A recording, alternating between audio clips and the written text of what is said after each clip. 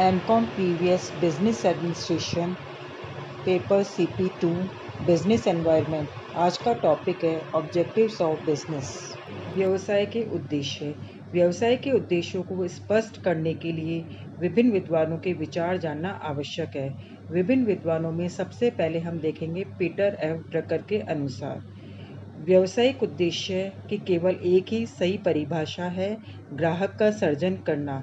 ग्राहक ही यह निर्णय करता है कि व्यवसाय क्या है, क्योंकि ग्राहक की व्यवसाय की वस्तु या सेवा का मूल्य चुकाने की इच्छा रखकर आर्थिक संसाधनों को धन तथा पदार्थों को माल में बदलता है। इसी प्रकार से एक अन्य विद्वान के भी विचार जानना आवश्यक है, जिनमें है आर्थर वार्नर के अनुसार व्यवसाय के उद्देश्य जनहित के साथ साथ ग्राहकों, व्यापारियों, बैंकरों, स्वामियों तथा कर्मचारियों के हितों को शामिल करते हैं। औद्योगिक अर्थव्यवस्था में व्यावसायिक लक्ष्य प्रत्येक को प्रभावित करते हैं। तो इस प्रकार से आर्थर वार्नर ने कहा है कि व्यवसाय के उद्देश्य में जनहित के साथ साथ मतलब जनता के हित के साथ साथ जो विभिन्न ग्राहक है, व्यापारी है, बैंकर्स है, स्वामी है, कर्मचारियों के हितों को ध्यान में रखना चाहिए, कर्मचारी के हितों को शामिल करते हैं, क्योंकि किसी भी व्यवसाय का जो संचालन है वो किसी एक व्यक्ति के द्वारा नहीं किया जाकर समाज के ये जो विभिन्न वर्ग है उनकी सहायता से किया जाता है। व्यवसाय के उद्देश्यों के संबंध में कई बातें महत्वपूर्ण होती हैं, जिनमें से कुछ इस प्रकार से है। जैसा पहला पॉइंट है, व्यवसाय के सभी उद्देश्य एक दूसरे से संबंधित होते हैं। कहने का तात्पर्य है कि व्यवसाय का चाहे लाभ उद्देश्य हो, सामाजिक उद्देश्य हो या मानवीय उद्देश्य हो, सब उद्देश्य एक दूसरे से संबंधित होते हैं। नेक्स्ट है, व्यवसाय के उद्देश्य विभिन्न समूहों के हितों से जुड़े होते हैं। वे समस्त व्यावसायिक समाज को प्रभावित करते हैं। यानी व्यवसाय के जो विभिन्न उद्देश्य हैं वो समाज के विभिन्न समूहों के हितों से जुड़े हुए होते हैं। नेक्स्ट है कि व्यवसाय संगठन के लक्ष्यों को एक बार निर्धारित करके इसे तहखाने में नहीं रखा जा सकता, वे निरंतर परिवर्तित किए जा सकते हैं। कहने का तात्पर्य यह है कि व्यावसायिक संस्था के एक बार जब उद्देश्य या लक्ष्य निर्धारित कर लेते हैं तो ये नहीं कि हमेशा वही उद्देश्य व लक्ष्य रहते हैं, बल्कि इसमें समय और परिस्थिति के अनुसार परिवर्तन करने की आवश्यकता होती है। इसी प्रकार से नेक्स्ट पॉइंट है, व्यवसाय के लक्ष्य और उद्देश्य वर्तमान और भविष्य की आवश्यकताओं के संदर्भ में निर्धारित होने चाहिए। यानी कहने का तात्पर्य ये है कि व्यवसायी के द्वारा जब भी व्यवसाय के उद्देश्य व लक्ष्य डिसाइड किए जा रहे हैं तो डिसाइड करते टाइम जो वर्तमान और भविष्य की आवश्यकता है उनको ध्यान में रखते हुए निर्धारित करना चाहिए। जैसा कि हम जानते हैं कि व्यवसाय एक आर्थिक क्रिया है, लेकिन यह समाज से पृथक होकर नहीं की जा सकती है। वास्तविक रूप में यह क्रिया जनता द्वारा जनता के माध्यम से और जनता के लिए की जाती है। जनता द्वारा इसलिए कि क्योंकि यह प्रक्रिया साहसियों द्वारा स्थापित और प्रबंधकों द्वारा संचालित होती है। जनता के माध्यम से अर्थात श्रमिकों और कर्मचारियों के द्वारा ही उत्पादन और निर्माण का कार्य किया जाता है। जनता के लिए अर्थात उपभोक्ताओं और समाज की आवश्यकता की पूर्ति के लिए ही व्यावसायिक क्रियाएं संपन्न की जाती है। तो इस प्रकार से ये देखा जाता है कि एक और तो वातावरण व्यावसायिक उपक्रम के विभिन्न उद्देश्यों को पूरा करने हेतु निर्देशन देता है, वहीं दूसरी ओर व्यवसाय भी वातावरण को प्रभावित करता है। तो इस प्रकार से हम कह सकते हैं कि व्यवसाय, सरकार और समाज एक दूसरे से घनिष्ठ रूप से संबंधित होते हैं तथा एक दूसरे को प्रभावित करने की स्थिति में होते हैं। तो इस भूमिका के संदर्भ में व्यवसाय के कई उद्देश्य हो सकते हैं। उसमें पहला उद्देश्य है संस्था के विकास का उद्देश्य। जैसा कि हम जानते हैं कि एक व्यावसायिक उपक्रम व्यक्तियों का एक ऐसा संगठन है जो समाज की आवश्यकताओं की संतुष्टि हेतु विभिन्न प्रकार की व्यावसायिक क्रियाएं करता है। प्रत्येक व्यावसायिक इकाई का एक पृथक अस्तित्व होता है और उसकी भी मानव जीवन की भांति बाल्यावस्था, यौवनावस्था तथा प्रौढ़ावस्था होती है। इस जीवन चक्र से उपक्रम गुजरता है। किसी भी उपक्रम के लिए सर्वोपरि आवश्यकता अपने अस्तित्व को बनाए रखने की होती है। इस प्रकार व्यावसायिक उपक्रम और मानवीय व्यवहार में समानता होती है। स्वस्थ और व्यावसायिक उपक्रम गतिशील अर्थव्यवस्था में न केवल अपने अस्तित्व को बनाए रख सकता है, बल्कि भावी विकास का आधारभूत ढांचा भी तैयार कर लेता है। तो संस्था के विकास का उद्देश्य करके लक्ष्यों को विभिन्न प्रकार के लक्ष्यों के आधार पर प्राप्त किया जा सकता है, जैसे सृजनात्मक निर्णय ले सकता है वो, फिर भावी विकास की विवेकपूर्ण योजनाएं निर्मित करना, बाह्य वातावरण के विभिन्न परिवर्तनों के साथ समायोजन करना, आर्थिक दशाओं और वातावरण को प्रभावित करने की योग्यता और सत्ता प्राप्त करना। तो इन कार्यों के द्वारा संस्था के विकास का उद्देश्य प्राप्त किया जा सकता है। नेक्स्ट पॉइंट है आर्थिक उद्देश्य। जैसा कि हम जानते हैं कि व्यवसाय मूलतः कौन सी क्रिया है, एक आर्थिक क्रिया है, तो इसका मुख्य उद्देश्य भी आर्थिक होता है। व्यवसाय के प्रमुख आर्थिक उद्देश्य में सबसे इम्पॉर्टेंट है लाभ प्राप्त करना।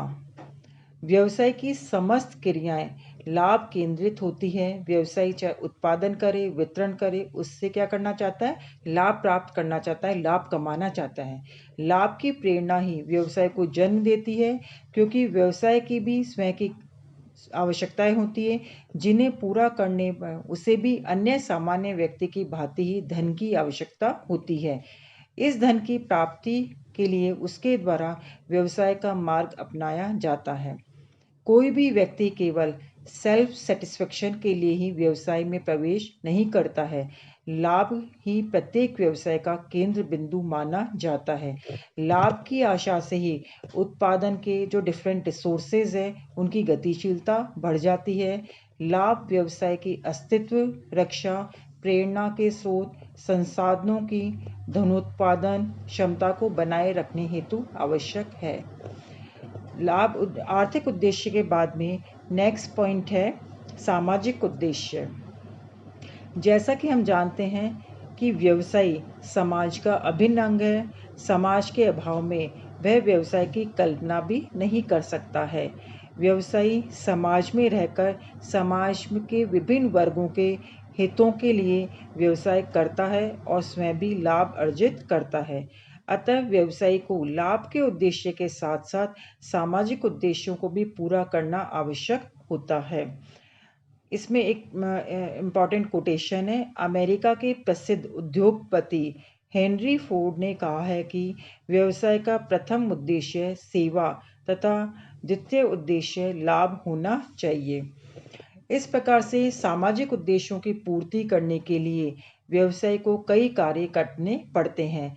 उनमें सबसे पहले है, फर्स्ट पॉइंट है, उपभोक्ता की आवश्यकता की पूरा करने वाली वस्तु का निर्माण करना। तो कहने का तात्पर्य ये है कि जो एक व्यवसायी है उसको ऐसी वस्तुओं और सेवाओं का निर्माण करना चाहिए जो उपभोक्ताओं की आवश्यकताओं को सही समय पर पूरा करे। नेक्स्ट पॉइंट है पर्याप्त उत्पादन। अब उपभोक्ताओं को पर्याप्त मात्रा में वस्तुएं उपलब्ध होती रहे, इसके लिए आवश्यक है कि वस्तुओं का पर्याप्त मात्रा में उत्पादन किया जाए। अधिक मूल्य लेने या मूल्यों में वृद्धि करके लाभ कमाने की दृष्टि से उत्पादन की मात्रा को कम नहीं करना चाहिए। नेक्स्ट पॉइंट है कृत्रिम अभाव पैदा न करना। मूल्यों में अधिक वृद्धि करने के उद्देश्य से वस्तुओं के होते हुए भी ऐसा प्रदर्शन नहीं करना चाहिए कि वस्तुओं का अभाव प्रतीत होने लगे। कुछ व्यवसायी उनके पास में स्टॉक होता है लेकिन फिर भी उन्हें छिपाता है और जो कस्टमर्स है उनका एक्सप्लॉयटेशन करते हैं। तो यह प्रवृत्ति व्यवसायी द्वारा सामाजिक उद्देश्यों के विपरीत मानी जाती है। नेक्स्ट है समय पर वस्तुएं उपलब्ध करना। उपभोक्ताओं को जब भी वस्तु की आवश्यकता हो तभी वस्तुएं उपलब्ध करनी चाहिए। अनेक अवसरों पर यह देखा जाता है कि जब उपभोक्ता वस्तु की डिमांड करता है तो उसे वस्तु प्राप्त नहीं होती है, लेकिन बाद में वस्तु उपलब्ध हो जाती है, तो ऐसे में उसके जो नीड है वो फुलफिल नहीं हो पाती है। नेक्स्ट पॉइंट है किस्म सुधार। अब व्यवसायी को यह भी करना चाहिए कि उसके द्वारा जो बनाई जाने वाली वस्तु है उसमें जो क्वालिटीज़ है और जो सेवा का जो स्तर है उसमें निरंतर सुधार करता रहे। इस प्रकार के सुधार से ग्राहक को मैक्सिमम सेटिस्फेक्शन प्राप्त होगा। नेक्स्ट पॉइंट है विक्रय उपरांत सेवाएं देना। व्यवसायी को वस्तु का विक्रय करने के उपरांत अपने सामाजिक दायित्व से मुक्त नहीं होना चाहिए, बल्कि विक्रय के उपरांत भी यदि आवश्यक हो तो उसको विक्रय उपरांत सेवाएं भी देनी चाहिए। विक्रय उपरांत सेवाओं में जैसे आवश्यक सेवाएं, मरम्मत तथा सुधार आदि हो सकता है। जैसे मशीन्स हैं, इक्विपमेंट्स हैं, इनके विक्रय के उपरांत भी इनकी देखभाल करने की आवश्यकता होती है, जिसे केवल जो ट्रेंड व्यक्ति ही कर सकता है। अतः जो निर्माता है, प्रोड्यूसर्स वगैरह है, उसको इस प्रकार की सेवाएं भी विक्रय के उपरांत सेवाएं प्रदान करने की आवश्यकता होती है। नेक्स्ट पॉइंट है शिकायतों पर पर्याप्त ध्यान देना। ग्राहकों की शिकायतों पर तुरंत ध्यान देकर भी उसे सेटिस्फाइड किया जा सकता है। जो व्यवसायी इस बात पर ध्यान नहीं देते हैं और उन्हें तुरंत लाभ तो हो जाते हैं, लेकिन लॉन्ग टर्म में उन्हें अधिक मात्रा में लाभ प्राप्त नहीं होता है और उनकी जो छवि है वो खराब हो जाती है। व्यवसाय के लिए शिकायतों पर ध्यान देना ही काफ़ी नहीं है, बल्कि उसे सही जो कस्टमर्स हैं उनको गारंटी, वारंटी, शर्तों, समझौतों आदि का भी पूर्ण पालन करने की आवश्यकता होती है। नेक्स्ट पॉइंट है नई वस्तुओं का विकास और प्रमापीकरण पर बल। अब व्यवसायी को हमेशा नई नई वस्तुओं का प्रोडक्शन करना चाहिए और अनेक जो पॉइंट है मानवीय उद्देश्य। वर्तमान आर्थिक व्यवस्था में व्यवसायी स्वयं समस्त कार्य नहीं करता है। मध्यम और जो बड़े आकार के व्यवसाय में अनेक एम्प्लॉयज़ भी नियोजित किए जाते हैं और इन सबके सहयोग और परिश्रम से उत्पादन और निर्माण कार्य किया जाता है। व्यवसायी को इस उद्देश्य की पूर्ति हेतु निरंतर उसी प्रकार के प्रयास करते रहना चाहिए जिस प्रकार वह लाभ अर्जन के लिए करता है। यदि कोई व्यवसायी अपने कर्मचारियों को मेंटल सेटिस्फेक्शन तथा व्यवसाय के प्रति अपनत्व की भावना का विकास करने में असमर्थ रहता है तो उसका व्यवसाय सफल नहीं हो सकता है। अब मानवीय उद्देश्य की पूर्ति के लिए व्यवसाय को अनेक कार्य करने की आवश्यकता होती है, जिनमें कई प्रमुख हैं। उनमें फर्स्ट पॉइंट है कर्मचारियों को उचित वेतन। बड़े पैमाने के व्यवसाय में मुख्यतः जो निर्माणी उद्योग है और जो सेवा उद्योग है, बड़े पैमाने पे एम्प्लॉयज़ की सेवाएं लेने की आवश्यकता होती है। मानवीय तत्व की दृष्टि से यह आवश्यक है कि उन्हें उनके कार्य का पर्याप्त और संतोषजनक पारिश्रमिक दिया जाए। कम से कम पारिश्रमिक इतना दिया जाए जिससे कर्मचारी अपने सामान्य परिवार का उचित प्रकार से भरण पोषण कर सके। और बेरोजगारी की स्थिति में जहाँ श्रमिकों की पूर्ति मांग से अधिक होती है, कर्मचारियों की कमजोर क्रय शक्ति का दुरुपयोग नहीं किया जाना चाहिए। नेक्स्ट पॉइंट है श्रम कल्याण और सुरक्षा।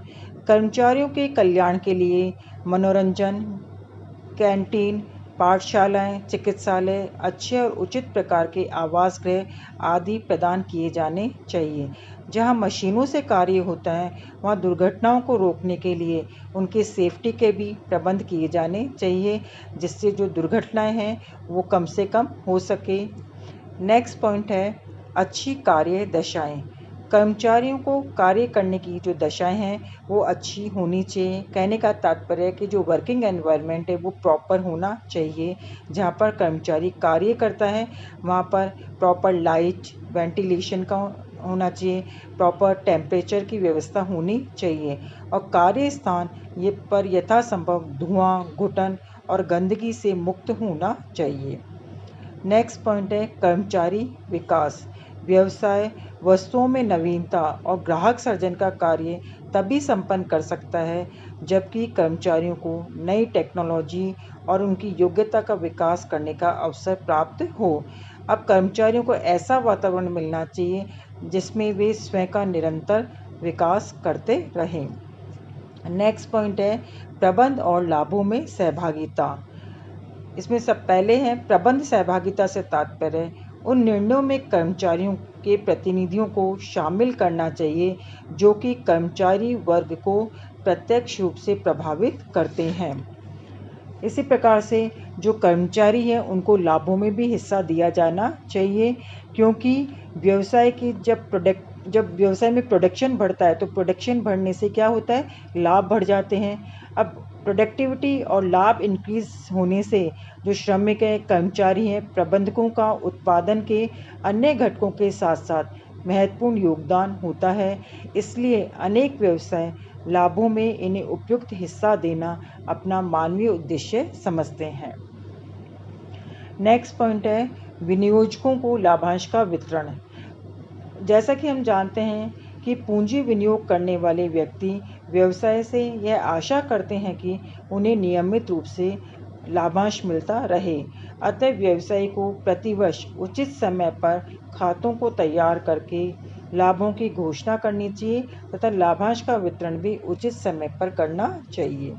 इसी का लास्ट पॉइंट है पूर्तिकर्ताओं के हितों का ध्यान। व्यवसाय के लिए कच्चे माल के पूर्तिकर्ताओं का तथा अन्य सामग्री के पूर्तिकर्ताओं को उचित मूल्य प्रदान करना व्यवसाय का एक मानवीय उद्देश्य होता है। यदि कच्चे माल और अन्य सामग्री के पूर्तिकर्ताओं का शोषण होगा या उनके हितों पर ध्यान नहीं दिया जाएगा तो ऐसा ज़्यादा दिन नहीं चल सकता है। पूर्तिकर्ताओं के साथ साथ माल के मूल्य भुगतान, माल की सुपुर्दगी, कटौती, माल वापसी आदि से संबंधित उचित शर्तें निर्धारित करनी चाहिए और साथ ही उन शर्तों का सही तरीके से पालन करना चाहिए। अब व्यवसाय का नेक्स्ट मेन उद्देश्य है राष्ट्रीय उद्देश्य। सामान्य व्यक्ति की भांति ही व्यवसाय भी राष्ट्र का एक नागरिक है। प्रत्येक नागरिक का यह कर्तव्य है कि वह राष्ट्र के उत्पादन में अपना यथासंभव योगदान प्रदान करे। व्यवसायी को भी अपनी नीतियाँ इस प्रकार निर्धारित करनी चाहिए कि जिससे राष्ट्र के विकास में मदद मिले। अब राष्ट्रीय उद्देश्यों की पूर्ति हेतु व्यवसायी कई कार्य कर सकता है। उनमें से कुछ इस प्रकार से हैं। फर्स्ट पॉइंट है इसमें छोटे उपक्रमों को विकास का अवसर देना। अब नवीन राष्ट्रीय औद्योगिक नीति के अंतर्गत उद्योग धंधों के विकास को विशेष महत्व प्रदान किया गया है, जिससे रोजगार के अधिकाधिक अवसर उपलब्ध हों और गांवों की अर्थव्यवस्था का विकास हो। इस नीति के सफल बनाने हेतु बड़े व्यवसायियों को छोटे उपक्रमों से कंपटीशन नहीं करना चाहिए, बल्कि उनके विकास के लिए स्वस्थ वातावरण उपलब्ध कराने में यथासंभव योगदान देना चाहिए। नेक्स्ट है कुशल कर्मचारियों का विकास। कुशल कर्मचारियों का विकास वे किसी भी राष्ट्र के विकास के लिए बहुत ही इम्पोर्टेंस रखता है, क्योंकि जो कुशल कर्मचारी हैं वो किसी भी राष्ट्र की मूल्यवान संपत्ति माने जाते हैं। इस संपत्ति के अभाव में राष्ट्र प्राकृतिक रूप से तो अत्यधिक धनी हुए भी निर्धन रहता है। इसलिए व्यवसायियों को चाहिए कि वे कर्मचारियों को टाइम टू टाइम ट्रेनिंग दे और उनकी जो नॉलेज है उसमें वृद्धि करते हुए कुशल कर्मचारियों की संख्या में निरंतर वृद्धि करने का प्रयास करना चाहिए। फिर नेक्स्ट है सामाजिक न्याय प्रदान करना। व्यवसाय के माध्यम से ही आर्थिक असमानता का वर्ग भेद होता है। राष्ट्र के वृहत हित में यह आवश्यक है कि व्यवसायी धनी और निर्धन की असमानता को एक निश्चित सीमा से अधिक न बढ़ने दे। इसके लिए यह आवश्यक है कि श्रमिकों को उनका उचित भाग पारिश्रमिक के रूप में प्रदान किया जाए और लाभों का उचित भाग सामाजिक कल्याण कार्यों पर व्यय किया जाए। व्यवसाय इन्हीं माध्यमों से सामाजिक न्याय के क्षेत्र में अपना योगदान प्रदान कर सकते हैं। नेक्स्ट पॉइंट है रोजगार के अवसरों का सर्जन। अब देश में रोजगार के नए नए अवसरों का सर्जन करना भी व्यवसाय का प्रमुख उद्देश्य हो सकता है। व्यवसाय के द्वारा व्यावसायिक क्रियाओं में वृद्धि, नए नए कारखानों की स्थापना, जो विद्यमान कारखाने हैं उनका विकास और विस्तार, जो प्रोडक्शन कैपेसिटी उसमें वृद्धि करना, अपने जो रिसोर्सेज हैं उनमें प्रोडक्शन में वृद्धि करना या नए नए कार्यों के द्वारा रोजगार के अवसरों में वृद्धि की जा सकती है। और लास्ट पॉइंट है राष्ट्रीय प्राथमिकताओं पर ध्यान। व्यवसाय का एक महत्वपूर्ण उद्देश्य कि कि वह अपना उत्पादन और नए उद्योगों की स्थापना तथा विद्यमान उद्योगों का विस्तार आदि राष्ट्रीय प्राथमिकताओं के अनुरूप करें, जैसे कृषि विकास, क्षेत्रीय संतुलन, यंत्रों, मशीनों, अन्य पूंजीगत वस्तुओं का उत्पादन, निम्न वर्ग का उत्थान, मूल्य नियंत्रण, निर्यात संवर्धन, अधिकाधिक औद्योगिक उत्पादन, वस्तुओं और सेवाओं का निर्बाध आपूर्ति आदि के द्वारा राष्ट्र के प्रमुख आवश्यकताएं हैं।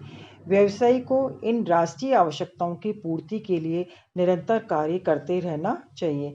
तो इस प्रकार से हमने व्यवसाय के विभिन्न उद्देश्य देखे। तो आज का अपना लेक्चर यहीं पे ख़त्म होता है।